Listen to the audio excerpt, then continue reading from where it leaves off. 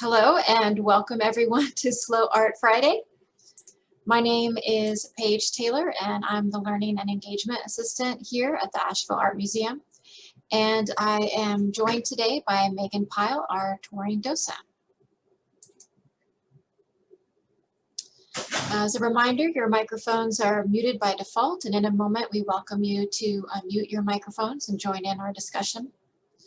As you participate today, please choose a quiet room, silence all alerts from devices, try not to sit in front of a strong light source, use headphones and microphone for best sound quality, and use a desktop, laptop, or tablet for the best viewing experience. Make sure your screen name includes your first and last name or first name and last initial. When you'd like to ask questions and make comments, please unmute your microphones or type into the chat box or raise your hand. And just a reminder, we are recording, so if you prefer not to be part of the recording, you can turn off your video and mute your microphone and use the chat box to type in questions and comments. Each Friday at 12 p.m., docents lead virtual interactive conversations about a few artworks in our collection or special exhibitions. The goal is simple: slow down, discover the joy of looking at art, and talk about the experience with others.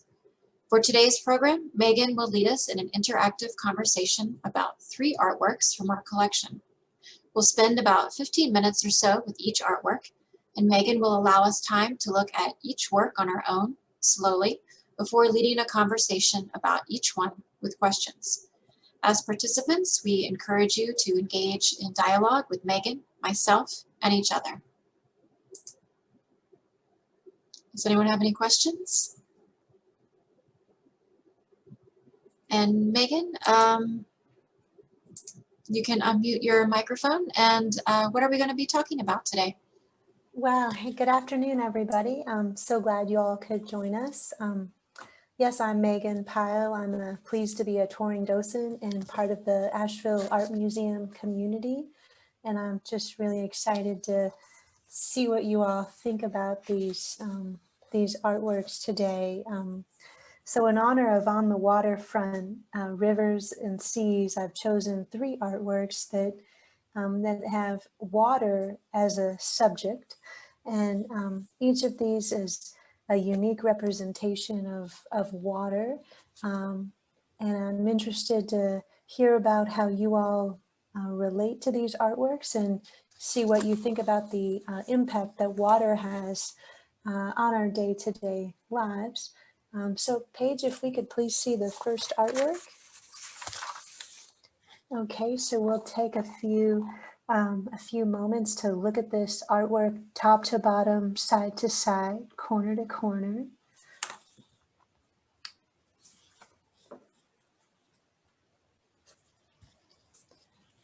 So where is your eye drawn first in this artwork? I'm drawn to the colors in the foreground, the reds and the little bright leaves. Yes, there. But I think it looks like fall to me. These colors remind me of a time of year for fall. And I also see the reflections in the water, which look kind of nice. Okay, good. So you're noticing the colors, the strong reds in the foreground, and then the reflections on the water. Okay, good. So what more can we find?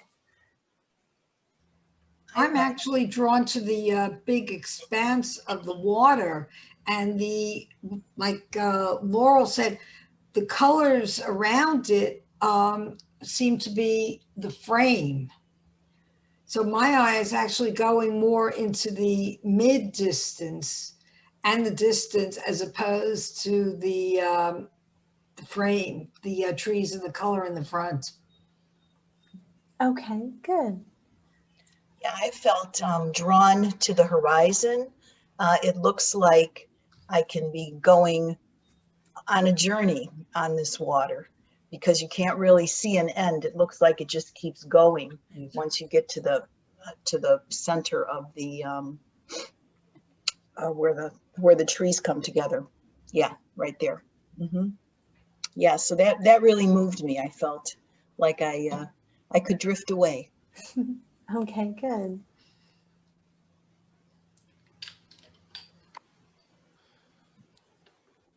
So what about the red colors that initially you were drawn to? How do those red colors make you feel? I guess was that Laurel? Was that your comment? Yes, I think they make you feel happy. I mean, I'm drawn also now to the stillness of the picture. Of course, there's no people, there's no animals, there's no boats. I don't see any birds. I see nothing in the sky. And the water maybe has a slight ripple on the right there a little bit, but it's a very peaceful scene. Okay, Is this a good. photograph or is this a painting? It's a photograph. Okay, that's what I thought. Mm-hmm. I actually found the red colors a bit alarming. I think for me they seem pretty artificial, so it's kind of like a big red light shining on them, which seemed almost like a warning of some kind to me. Okay, good. So so if the colors are like a warning, like a big red light, then how do does this artwork have a serene feel to you, or how does it make you feel? Kind of both. I was struck by the contrast between the kind of red part in the foreground, and then when you move towards the horizon, everything becomes light and bright. And as someone else said, maybe it was Angela, I also felt really drawn into the image, as if I could flow away with the water, kind of. So it's both a bit serene and also kind of a sense of hope, I think. Okay, good. I wonder if there were filters used on the camera. Okay. Yes. Well, we can talk about the process that was used, but in a little bit. But before we talk about the photographic process that the artist used, what about how is the artist using water to convey meaning? Many of you have known that it's the water seems to be the focal point of the photograph.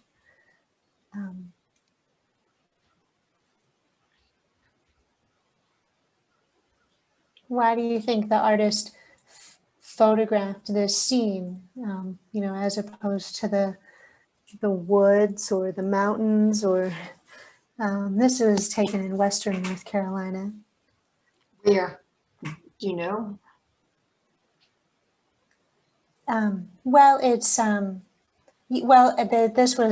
this image was taken for but this image, let's see, is from 1902, and it's a photochrome on paper, and so it looks very much like a color photograph, but it's actually not. The process used is it involves a direct photographic transfer of an original negative onto chromographic printing plates. And so each color represented, the color was put on the image by these asphalt coated large stones, these asphalt coated large lithographic stones. And if you actually looked at this photograph with a magnifying glass, you would see the dots on the image. And so that's how the color was transferred on. But this was taken at a time in American history when, photography was new. This photochrome process was invented in the 1880s. And and there's a company called the Detroit Publishing Company, and at its peak, which was around this time, the company was producing 7 million images a year to sell, and 30 to 40,000 different images. And then, so this is the French Broad River here in Swannanoa, right here in Asheville. But it was just taken at a time when people were really interested to learn about the United States, and so tourists would buy these when they were on vacation here, but also people all over the country were buying images. The photographer is really famous, William Henry Jackson. Some of his photographs of out west, specifically out in Yellowstone, really contributed to the creation of Yellowstone and the national parks, because of the long reach of his photographs and how people all over the country saw them and took an interest in the natural landscape. Yeah, I kind of look at it, if you look at it metaphorically, I feel like the color in the foreground, the very immediate brightness is kind of the world that we know right now. And then as you move back into the photograph, the colors fade, fade, fade. So it's almost like, again, metaphorically, like the journey on the river of life. You don't know what's coming, but you are going to be drawn that way anyway, no matter what is on the horizon. Okay, good. So I guess we could talk a little bit about, we know that this image was created just for people who visited the area to have a remembrance, and then also people all over the country who were just interested in the natural landscape. But in terms of the artist's point of view, that's a really interesting perspective to think about how this speaks to each of us.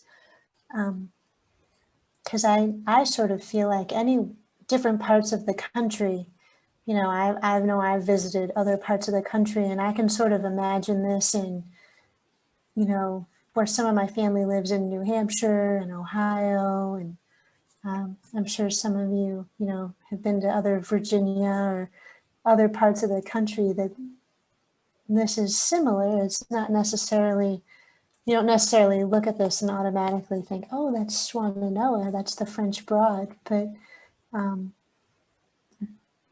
just what is drawing us all into this image, and the vantage point of, many of you have mentioned how the water just continues. So it could represent endless possibility, or it could just represent I guess, the inevitable journey of life, and we don't know what's coming around the next bend, but as Angela said, it's coming. Doesn't the French Broad flow in the wrong direction or in the opposite direction? I remember hearing something about that. It's one of the few rivers that actually flows a different way than all other rivers. I'll have to research it further for next time. But, yes, absolutely. That'd be interesting. I know there's a lake in Kentucky that was created during an earthquake, because there was a big earthquake in maybe 150 years ago, and it caused the Mississippi River to flow backwards. And I want to say the lake and then the overflow of the water created a lake. It may be called Reelfoot Lake. I don't know if anybody's familiar with that, but I'm not familiar with the French Broad. and I just like the framing up at the top. I see where the artist or the photographer cut the picture off, didn't go any higher. And I think those fingerlings of the little leaves there with the branches just kind of add to the whole picture, if you will. So do you think it's adding kind of sort of a delicate or kind of a delicate or serene kind of quality. Right. Plus, it's interesting. I mean, you said, why do we think the artist or the photographer did this particular area? And I think just because of the way it's framed and what you see, and you can see hills and mountains and the grass side and the trees and the water, it's just a nice setting, you know. I'm fascinated by the manipulation, and I will say the deliberate. I really think deliberate manipulation of the colors, because in the midground and the background, it looks very, very natural, and the foreground is that's what struck me about the manipulation of the colors. It just looked that way to me. Maybe not so much the tree in the background, the midground, that could be fall, but the intense reds and even purples and oranges in the front and up in the tree, I just knew it was manipulated. And I think that adds a lot to the quality of it. It makes it really pop. And I think that was, especially at that time, the studying the photography, that's what a lot of the new photographers would do, would experiment and try to make their photographs look very painterly. Okay, good. So does it look natural? I'm looking out my window right now, and I've got some, I think they're azalea bushes that they've bloomed, but now I can see tinges of red on the top of the new growth leaves. So does anybody recognize the plants that we see in the foreground? Do we think they're sort of natural or unnatural, the coloring? I think the colors are intensified. They may have been natural, but they have deliberately made them more intense. I think the background, the midground on the left of the tree, that's more natural with the tree in the front and in the background and in the foreground on the bottom. Okay, good. Yeah, I agree with Ellen. It's both natural and not natural. I mean, it doesn't look like fake or abstract, but the colors, the way they look in certain areas with the greens, or maybe as you go to the beyond by the horizon, look more natural. Yet the bark of the tree and those bright, reds that pop in the front look a little more unnatural, but not so unnatural that it is uncomfortable. Yeah. I think the word I want to use now is, after listening to you, Laurel, is manipulated. The colors look manipulated. Okay, good. I'm not an expert on the type of printing process, or I should say color printed process that Megan described, but I'm imagining, based on the time that this was made in 1902, you said, Megan, that yes. The methods for producing color photographic prints were pretty new, and I imagine that the photographer may have tried to get the most natural, accurate colors as possible, but was just limited by the technology and the processes that were available at the time. When I first saw this photo, I thought it kind of looked like a hand-painted photograph. Because as Ellen mentioned, it looked like there was a filter on it that kind of gave it a quality that was like slightly off what we might think as a natural color or natural looking landscape photo. Oh, thank you. Yes, that's helpful. Yes. Well, if no one has any other questions or comments, Paige, may we please see the title? Um, so we've already talked a little bit about it, but I'll just mention that William Henry Jackson, the photographer, lived, well, he lived to be 99 years old. He was born in 1843 and died in 1942. So he had a long career, and he started off as a painter, and then he was a Civil War veteran, and then he moved into photography, and he spent a lot of time out west photographing the Native American people, and the landscape that would become some of our national parks. And he also was integral working with the Detroit Publishing Company, which produced mass market postcards and stereo views, which some of you might have seen, those old-timey kind of viewfinders. And yeah, I remember seeing them in antique stores when I was a kid, kind of looking at them. But he supervised about 40 photographers and artisans, but also continued to take photographs himself. And then the company was forced to shut down due to financial problems. And so at the end of his career, Jackson he went back to his painting. And so when he died, the Herald Tribune wrote of his death, Jackson, who for 79 of his 99 years viewed the world through 3 eyes, 2 of his own, the other searching, ever improving eye of the camera, is dead. So, but may we see the next artwork, please? Okay, so we'll take a few moments to look at this, top to bottom, side to side, corner to corner.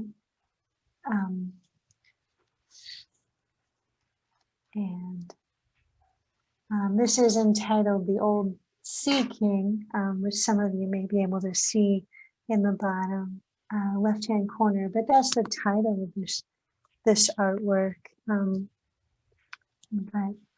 So what do you think is going on in this?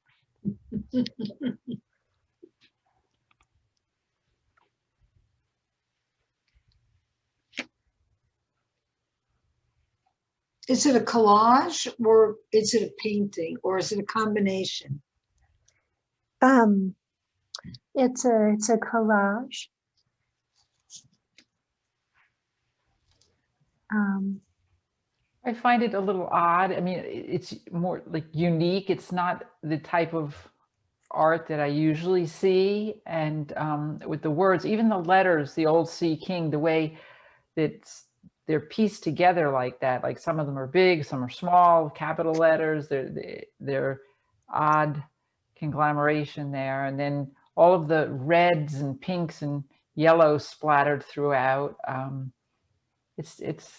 It's busy, it's got fish, but it's a little different. Yeah, unlike, oh, sorry, go ahead. Go ahead, no, go ahead. I was just going to say, unlike the previous one, where I think the focus was more the water, this is more what happens on the water. It's like you're at the shore, and there are all of these attractions that people might be drawn to. The kipper snacks reminds me of my grandfather. He used to love them, always had a can of them around. So, you know, fish in a can, certainly different from fish in nature. So I see this as, and then you've got the newsprint up in the upper left corner. So I see this as what people have built in reaction to the water. And there's also a pier on the bottom, Yeah. bottom right. Okay, good. So how would we know this is meant to, well, the artist is we assume the artist is using water to convey meaning because of the subject, but yet, you know, we don't see the color blue. And we Dirty don't. water? Mhm. Could it be dirt? Could it be, I'm serious, could it be like conveying the idea, now that you mention it, that the pollution of water and how it affects the fish and how it affects us, because all of a sudden you see this creature which looks almost more like a bird, and a pole, it looks like a pole, and then even putting in the pier, it's not very, obviously not very serene looking, and it looks almost as if there's man-made characteristics to it. Oh, yes, yes. Okay, good. Well, definitely the pier and we think about the tin. That's not a very natural way to eat fish. Yes, and it's, well, we can, I don't know, we're not, well, if we were going to ask the artist a question, then what question would we ask the artist?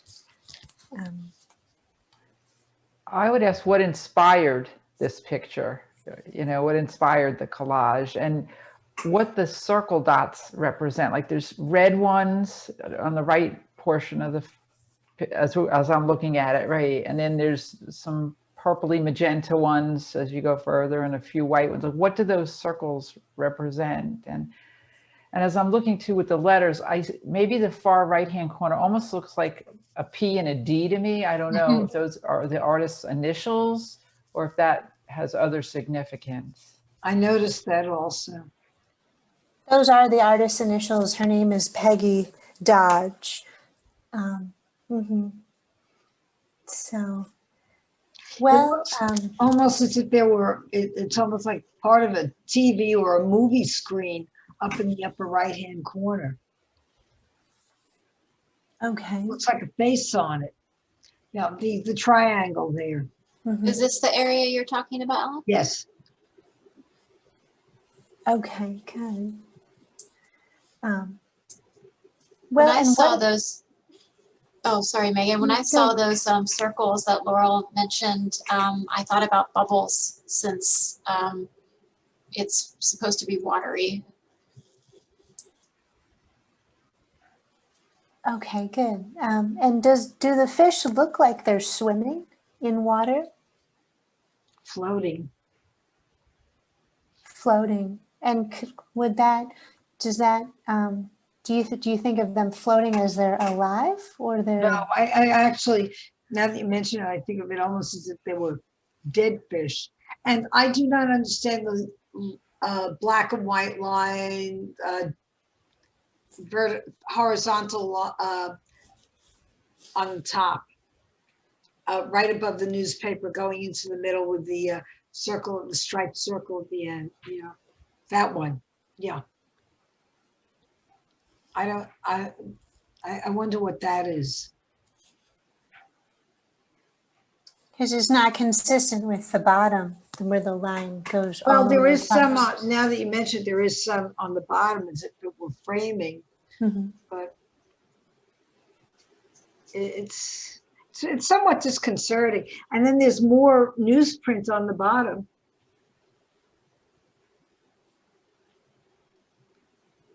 Yeah.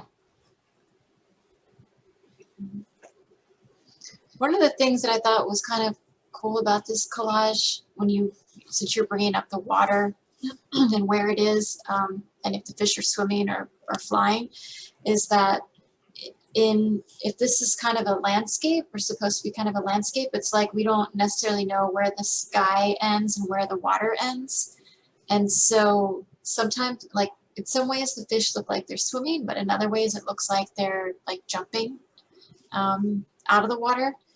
And then like this newspaper print that Ellen mentioned kind of is cut in these arcs, kind of looks like waves, which made me think, oh, well, maybe this bottom area with the the black and white pattern is like the surface of the water, but maybe not necessarily because all the fish are up, you know, above that level. So what, okay, good, thank you. So what do you all think about the perspective of this? Are we, do you think we're looking, I mean, where do you, if we imagine ourselves, you know, if we think about the foreground as maybe being the shore and we're standing on the shore, are we looking out at the water with a horizon sort of in the background, or do you think this is an over the water view that we're looking down from above, or something else? What do you all think about the perspective of this? Well, then that makes me think too, where does King David fit in all of this? You know, I wasn't thinking of the perspective, but then there he is, big as life, right there. Is he in the water? Is he on the like I don't know, a barge, or is he on land? It's kind of interesting. Well, and I don't think, Looks like a I fish. personally can't, I'm sorry. I'm sorry. Anyway, I personally can't see it as a realistic perspective, you know, that I'm standing here and I'm looking at something. Like so many collages, to me, it just seems like a series of impressions that one might get if one were at the shore that has been invaded or established with human institutions and so on. So that's what I feel. I feel like I'm just getting bombarded with images rather than actually standing in one place and looking out. I seem to, in line with what Angela is saying, it seems almost as if I'm looking at a fish tank. It's very flat. I don't see any perspective or depth of field to it. Okay, good. This is Micah. I had to go in and out of the room a couple of times. Sorry about that. But I find it, especially when I step back, overall, I'm finding it playful. And I like the creativity of it. The fish to me look like they're swimming. Down below where it says the old sea king. To me, there's a playfulness about it. And only thing I'm mystified by is the bird-like image. I'm trying to figure out what's going on there, and is it part of the fishing rod? Are you talking about this part? Yes. Micah Jean? Mm-hmm. Yeah. Okay, To me, so oh, sorry. go ahead. No, I was just going to say about the bird part. To me, it resembles a boat as well as a bird with the sails. And it kind of connects, or I read this image as an invasion of a kind. Like I'm watching it from the side, and this King David is invading some sort of territory to the right. And I think in that way, the water kind of symbolizes how it's been used as a tool of power throughout history. Yeah. Okay, good. And water is a very important tool of power, just in terms of trade. And you think about, well, the canals and just how dependent we are on, how we have been on trade routes. And also you think about countries that have strong navies and were able to, you know, sort of defend themselves against invaders and became good sailors. Sandy in the comments said that King David is a buoy. That's really interesting. Yes, I've just been fascinated by this. And and I will tell you all, this was this artwork is from 1969, and I don't want to, you know, I don't presume to tell what the artist's intent was, but I know the kind of a landmark environmental book, Silent Spring, was published in 1962. So it's, again, I don't know the artist's intent, but it's impossible for me to look at this and not see it as some sort of a as a commentary on water and in the ocean, and you know, humans' impact on it, and how, and the cleanliness, I guess, or purity of the water. You know, just for me, looking at the brown. But I'm curious how this speaks to you all.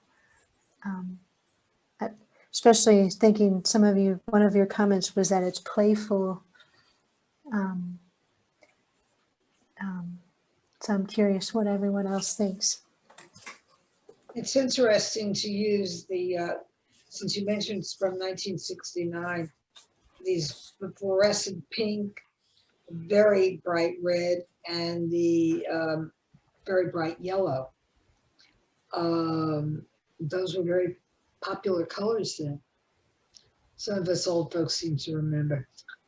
Well, that's an interesting perspective that you have, because I sort of almost think of them as kind of, you know, nuclear fallout colors. But it's interesting, those were just like kind of the Pantone of the day, just the common, like, popular colors of the day. So I may be reading into it a different way than the artist intended. Only two of the fish seem to have their mouths open, which is kind of the one closest to King David, right? And then the one to the left, by the far left on the bottom. But yeah, that one, exactly. And because I was wondering, are these fish not eating each other? Are they not eating any food? Are there no other creatures there? And then I see two have their mouths open, but I don't get the sense that the fish are fierce or ferocious or anything. But that's why I think that they are floating dead. To go with the sense of the environment and the killing of the environment. And especially then when we see Kipper and King David, Kipper as if it, and Snacks as if it's a brand. Okay, good. And has anyone else, I'll just point out that King David appears to be wearing two crowns. And I'm wondering if that's a trident that he's holding that's somehow been misshapen. Are you talking about the pink part as a trident? Yes. Yes.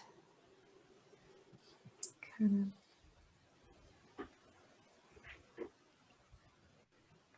of. I was curious about the two crowns, because it's the only, well, the newsprint, I guess, and some of the structures that we see are indicators of kind of man's presence, but just seeing the man, and he has two crowns, and I was sort of fascinated by that and wondering what the artist's intent was, symbolizing the two crowns. And yet the maybe broken trident. Sorry. It could be a weakening of his power. Maybe they could also relate to the idea of colonializing and taking over a new piece of land, that you were already a king somewhere and then you gain another crown and more power. Okay, good. So what is would you all like to have this in your homes? I'm not sensing a lot of enthusiasm from the group for this. I like it. You like it? Okay, good. So anyone else? Which room would you hang this in your house? It's horrible that I have to admit this, but my husband hates pink. So anything with pink has to go into like my office. Okay, good. Anyone else? Do we like this? Or I like it. I would ask how big it is before I would promise that I would hang it in my home, but and that also would determine where I would put it as well. okay, But- good. Yeah, I've got like a 2-story wall. I could see if it was a significant size, I could put it up on that. Okay, good. Well, Paige, may we see the title, please? So this is 9.5 by 19.5 inches. So would that fit on your wall? It's a collage on paper. Not a lot is known about Peggy Dodge in terms of finding out, and for their scant, I've scant information about her online, but she was born in Akron, Ohio in 1911, and she died in 1985 in Asheville. Her collages were exhibited on a number of occasions between 1963 and 1969, including a 2-person show at the Mint Museum Art Garden Ball in Charlotte in 1969. She was noted for her woodcuts and watercolors. Additionally, her crayon ink prints have achieved a similar level of popularity. Dodge tends to utilize bold shapes, and all of her work contains elements of primitivism and late impressionism. Dodge was a member of the Asheville artist group in the early 1970s known as the Thursday Tens. And this group also included Fran Alderman, Margaret Cameron, Martina Haggard, Randy McAtee, Ann Parker, Betty Pritchard, Jane Rutland, and Gertrude Sater, and Jem Sullivan. So I'm not sure if any of y'all are familiar with those artists, but okay, well, may we see the next artwork, please, Paige? Sure.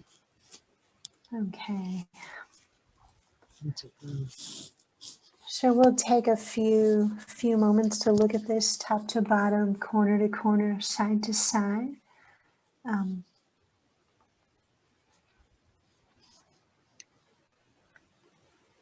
And what's going on in this photograph? Well, it looks like a flood, and the black and white is definitely dramatic. It looks mostly to me to be men and not women or children. And I had actually looked at this earlier and zoomed in on one of the buildings. It looks like it says City Cafe to me. And one of the other buildings had a sign and I couldn't read it very much. Like, yeah, I think that one says maybe City Cafe or something cafe. It looks What's like the other city. sign? The other one of the other buildings, not here. Maybe. Let's see, maybe. There's a golf sign, a golf oil sign Where is that? right there. Okay. Yeah. How about this building to the left of that? Not, or the one behind it maybe has something? No, there's a sign on that building there. Okay. But Can you read it's what hard it to says? see. May something. It's hard to tell. Okay, yeah. Anyway, I couldn't tell what the signs were. I didn't see the golf sign. I saw the other one said City Cafe. So it looks like a town, a cafe, and I don't know whatever that other building was, and a gas station, and it looks like railroad tracks maybe. And all of a sudden, the powerful force of the flooding waters has really wreaked havoc here. It Okay. looks to me as if it's done by a newspaper photographer. And it was taken at the time of, it's very There's a real candidness to it. That there was absolutely no manipulation. It's just, this is what's going on. Here is a photo to be run in a newspaper. Okay, good. So, so you're seeing just a purely, the artist or photographer intent was purely just to document what was going on. So, Maybe not necessarily purely, but to me, that's the word. It is very documentary okay. of an event that's current at the time. Yeah. Okay. Does anyone else see any sort of composition or artist intent or framing? You know, some elements that this was artistic as well as document. Well, it seems like he must have been somewhat above the scene. I see some at the bottom right side, those little wood slats. I don't know if he was standing on something and shooting down and capturing what obviously was very devastating. Must be a river, because there's a bridge there in the background, and it looks like this is in the foreground, a railroad car that was washed off and tipped over. So, I mean, for me, it seems that he wanted to have a perspective that would really show the devastation that occurred from this flood. Okay, good. So, so you think the artist's intent was perhaps not merely to document, but that the artist had a point of view and wanted to show the devastation, perhaps to influence a response.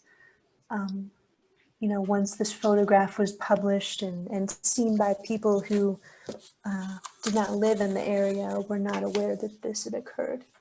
Sandy mentions in the comment that or in the chat box that the smoke from a train makes her wonder if a train has stopped or is coming. So I think, are you talking about this area here, Sandy? Mm-hmm. But most successful documentary photographers had a strong artistic sense. Think of people like Margaret Burke-White and I went blank on her name, the Julia Cameron, and there's somebody else who does the 1930s Dorothea Lange? Impression. What? Pardon me? Dorothea Lange? Yes, Dorothea Lange, thank you. And even though they are documentary, they're also very artistic. These people know how to look through the lens finder and know exactly what to show and what not to show. I think it's a very strong talent that they have that makes them so successful. Okay, good. It's a little odd to me that the people, especially in the middle, are not underwater or even in water. They're like on a little piece of land there, or maybe barely stepping in the water. But yet the buildings, the water line looks as high as the doors and the windows. So kind of odd. It looks like it may have been maybe just after the flood.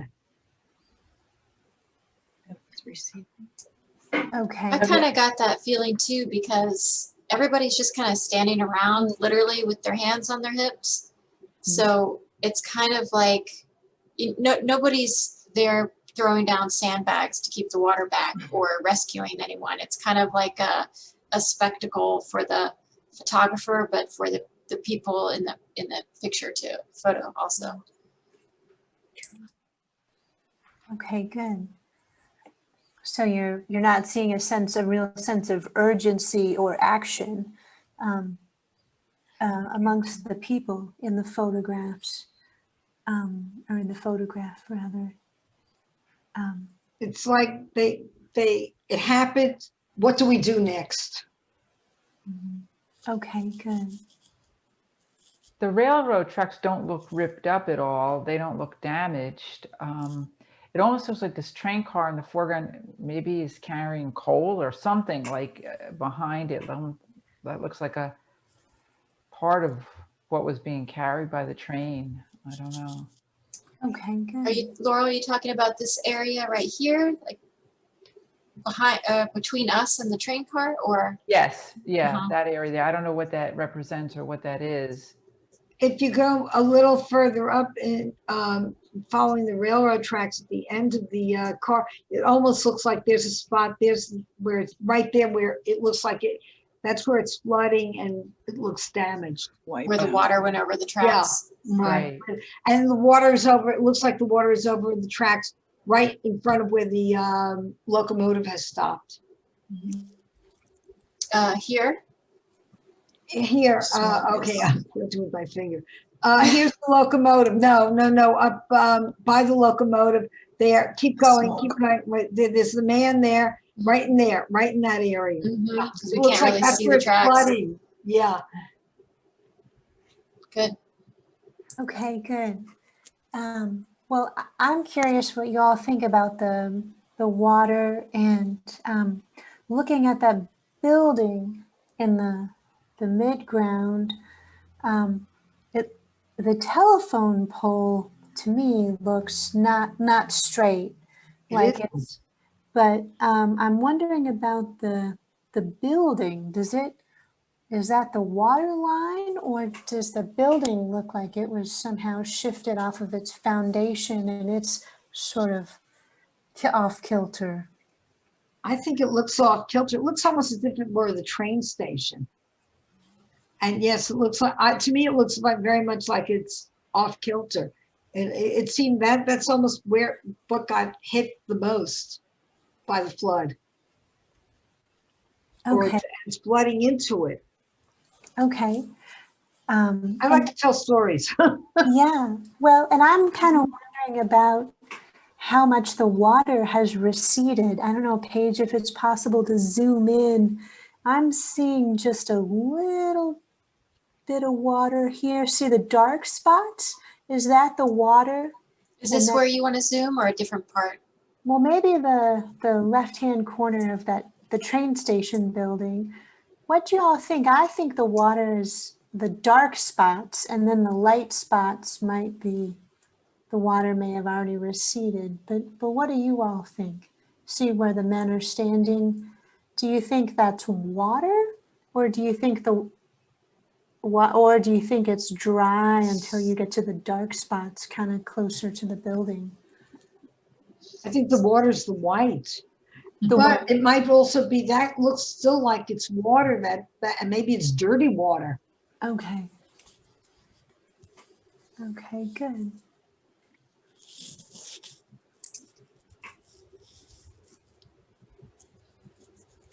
So how important do you think water is to this town? I mean, not just, obviously drinking water, but just in terms of this town's proximity to the river or this body of water. I think the town sort of depends on the river for its livelihood, Yes. in terms of trade and the train and It seems like it is an important part of the town, that it may be an industrial town, and the railroad is very necessary to it. And there are the bridges in the background, and you could see the water is up to the bridges.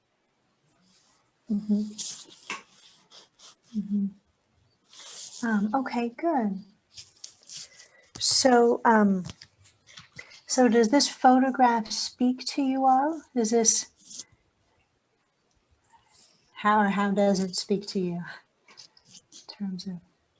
I want to know the story behind it. I want to know the news about it.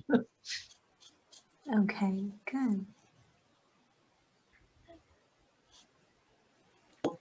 The local history here, where we had all of the textile buildings going along the river where the railroad tracks ran, most of which are no longer in use, it seems almost like it would be one of those communities that would certainly have been devastated by something like the river flooding. Okay, good.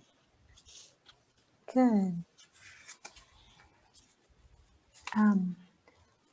Well, certainly water is something that's important to all of our lives. And it's necessary for, as you said, industry, Angela, and all the textile mills that were historically here in our area.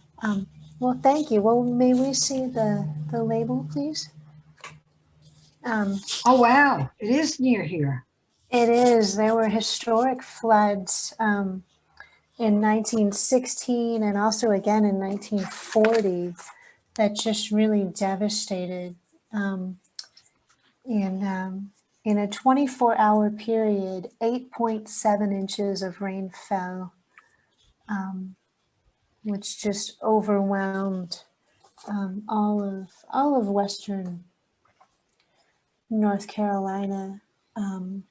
But it was the river basin terrain, and then the local thunderstorm, which fell 8.7 inches in 1 hour. Wow. And then past soil moisture conditions, and also the degree of vegetative clearing.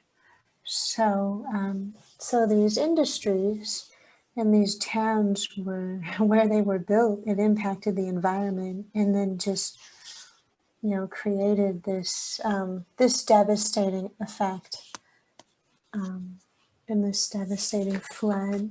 So, I have a question. Yes. The photo was taken in 1940 and it was printed in 2000. Was it ever printed, or was it just in the state of being a negative, or had it been printed previously or used in the paper and then just a reprint was made in 2000? Do you know the background on that?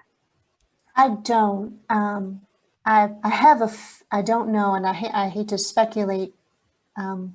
Paige, but Paige, would you think that it's just noting this? I'm looking down at that acquisition number at the bottom where it says SC 2000, and oh, actually no, 19.